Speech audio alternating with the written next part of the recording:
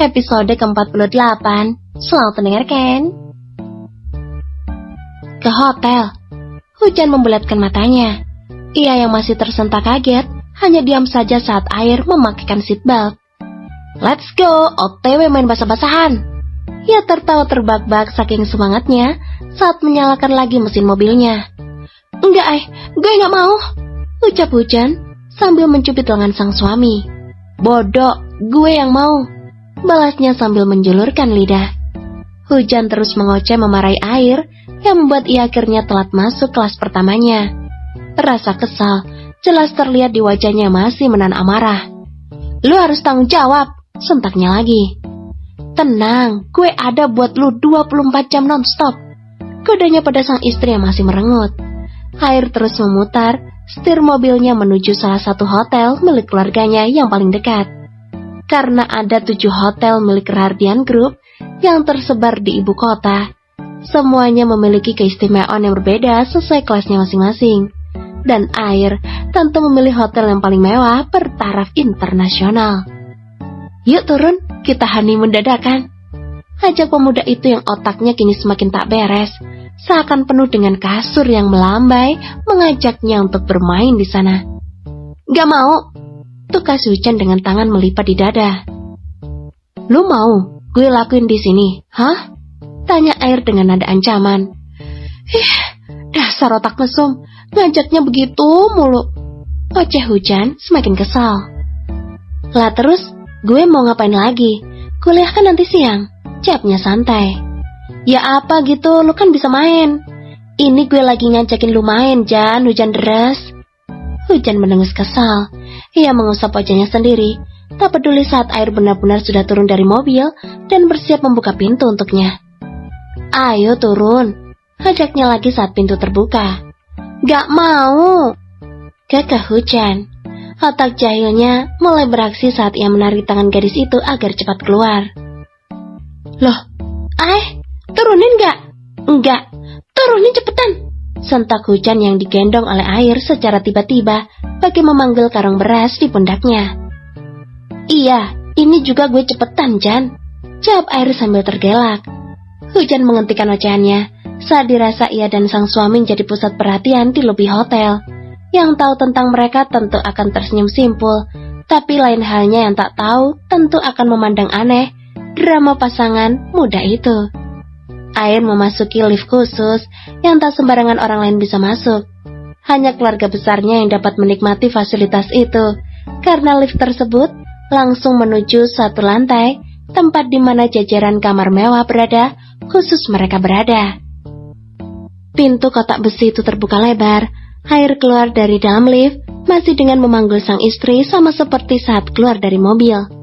Hujan tak lagi berteriak, ia hanya mengumpat kesal sambil mencubit kecil punggung suaminya. Sekali lagi lu cubit gue sampai ada bekasnya, siap-siap gue balas bikin di dada lu, paham? Hancam Air yang mulai kesakitan. Hujan langsung berhenti, ia kini hanya menutup wajahnya dengan telapak tangan. Pintu kamar hotel mewahnya terbuka lebar. Ia tersenyum senang saat melihat balutan spray putih membungkus kasur besar berukuran king size itu. Air menjatuhkan tubuh sang istri di tengah tempat tidur. Ia berdecak pinggang dengan napas terengah-engah. Buset, tuh badan lu kecil tapi berat banget. Kebanyakan dosa nolak suami mulu sih. Episode ke-49, selamat mendengarkan.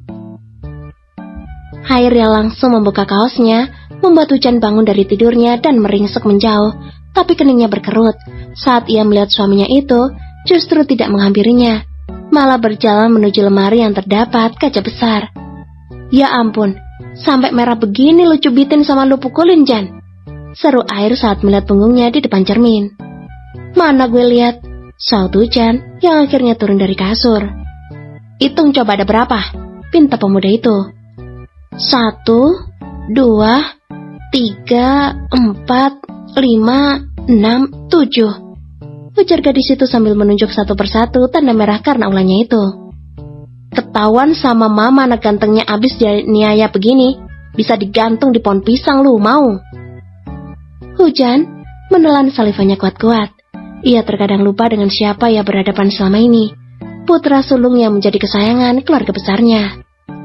Maaf, lirihnya sambil menunduk. Ambil obat, Gih. Titah suaminya yang dijawab anggukan kecil. Ada di box dalam nakas sisi wastafel, tambah air lagi. Kini ia berlalu melangkah menuju sofa di dekat kaca jendela besar. Air menyibakkan gordennya, dan kini terlihatlah indahnya ibu kota pada siang hari. Gedung pencakar langit yang berjejer, bangunan megah nan kokoh, bahkan ribuan kendaraan yang bagai semut kecil saat melihatnya dari atas. Sini gue salpin, kata Hujan saat datang membawa kotak obat kecil. Kirain gak ketemu. Masa iya nyari beginian aja susah sih, saut Hujan. Air duduk memunggungi sang istri saat Hujan sudah mengoleskan salep di bagian tubuhnya. Sebenarnya tak apa-apa.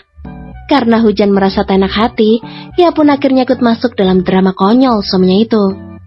Udah, kata Hujan sambil menutup obat salep yang masih dipegang. Perih nggak? Tanya Hujan dengan senyum kecil. Perih banget, Jan, hujan deres.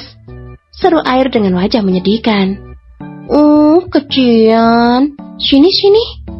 Gadis itu merentangkan tangannya, siap memeluk bayi buaya cengengnya itu. Tentu kesempatan itu tak disia-siakan oleh air. Kini kepalanya sudah ada dalam dekapan sang istri. Jantung lu lagi joget-joget ya, Jan? Tanya air yang sedari tadi menikmati irama degupan salah satu organ dalam tubuh istrinya itu. Iya, lagi goyang dumang, sautnya asal. Air hanya tersenyum simpul. Pelukan istri galaknya itu, entah kenapa, selalu membuat ia selalu tenang dan damai. Wanita yang mampu memberinya rasa aman setelah mamanya. Saat pemuda itu tanpa berkata. Lu tahu kan, kuliah gue makan waktu yang panjang alias gak sebentar, tanya Hujan. Buat ambil gelar S1 aja butuh 4 tahun. Belum gue jadi koas nanti. Terus ditambah gue kan mau ambil spesialis. 6 tahun minimal, gue baru lulus. Gak apa-apa kan? Tambah gadis itu lagi sambil mengusap kepala suaminya. Gak apa-apa, asal lu belajar yang benar, kata air yang semakin terbuai dalam dekapan Hujan. Gimana gue mau benar kalau lu nya gangguin gue mulu, ketus Hujan. Air tergelak, ia mendongakkan wajahnya sampai tatapan mata keduanya saling bertemu. Maaf, tadi kan emang beneran lu telat, Jan, hujan deras. Helak air yang tak terima disalahkan. Lain kali jangan gitu ya, ntar gue kuliah gak kelar-kelar, kekeh Hujan. Entah ada dorongan apa sampai ia berani mencium kening sang suami. Pemuda itu tersipu malu hingga merona kedua pipinya. Air semakin menenggelamkan kepalanya lagi di atas bukit kembar sang istri. Jadi gak, main-mainnya? Kata Hujan. Enggak. Lah, kenapa? Mak otornya lagi pundung dadakan.